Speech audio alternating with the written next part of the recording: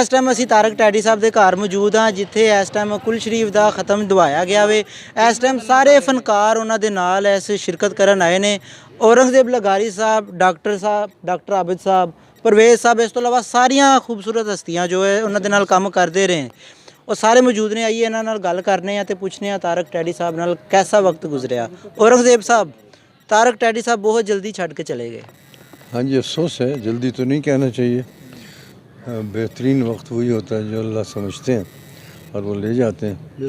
बहरहाल साथ छोड़ने का तो दुख होता ही है, वो अफसोस और दुख तो हमें है।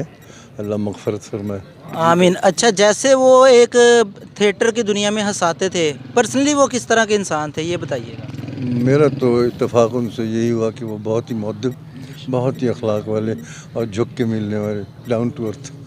आई just admired him always for that matter. जी थैंक यू। डॉक्टर साहब, आपके साथ भी उनका एक टाइम गुजरा, मुलाकात भी रही। कैसे इंसान थे, किस तरह का आपने उनको पाया? बिल्कुल जिस तरह सर औरंगज़ेब लगारी साहब फरमा रहे हैं, हमारे बुजुर्ग, ऐसे ही हम लोगों ने 89-90 से उनके साथ स्टेज पे काम करना शुरू किया, ओपन एयर थिएटर से। और उसके बाद फिर गाए बगाए मुख्तलिफ़ जगहों पे तमासील में, मुफ्त थिएटर्स में काम करते थे। वो इतने ही मोहब्बत करने वाले, इतने ही प्यार करने वाले, बहुत मोहब्बत करने वाले इंसान थे। और मैंने कल उनके लिए अभी भी लिखा भी था कि तारक, जब तू बोलता था तो खिलखिला उठता था ज़माना, तो खामोश हुआ तो अफसरदा कर गया। तो तारक भाई के साथ बड़ी हमारा मोहब्बत वाला, भाइयों वाला बड़ा तल्लक था।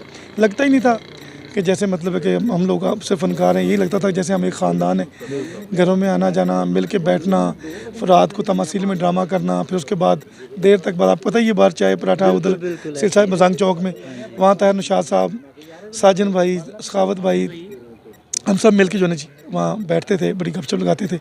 तो अल्लाह पाक उनको जवार रहमत में आला मुकाम अता फरमाए। क्या समझते हैं कि उनकी कोई इस कमी को पूरा कर सकता है? वो जो तारक टैडी का खला पैदा हो गया, ये ख़त्म हो सकता है? असल में तो मंसूर साहब, अल्लाह ताला ने हर इंसान को एक यूनिक और मुनफरद बना के भेजा है।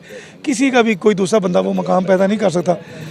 फ़नकार इस दुनिया में बड़े बड़े आए, वो चले गए, उनका खला आज तक पूरा नहीं हुआ। तो ये भी एक यूनिक इंसान थे, बड़े बहुत प्यार करने वाले, मोहब्बत करने वाले, पब्लिक उनको बड़ा चाहती थी। उनकी आप उनको एंट्री क्लैप ममालिक में उनकी बहुत उनका नाम बचता है। पाकिस्तान, अंदरून मुल्क, कनाडा, दुनिया भर के कोने कोने में उनसे मोहब्बत करने वाले लोग जो हैं वो मौजूद हैं। और उनका खिला तो नहीं, अल्लाह पाक, पर ये ज़माना है, कोई आएगा कोई जाएगा। अल्लाह ताला बस उनके दर्जात बुलंद फरमाए और आपको, हम सबको सब्र जमील ता फरमाए। आमीन। बहुत शुक्रिया, थैंक यू सो मच।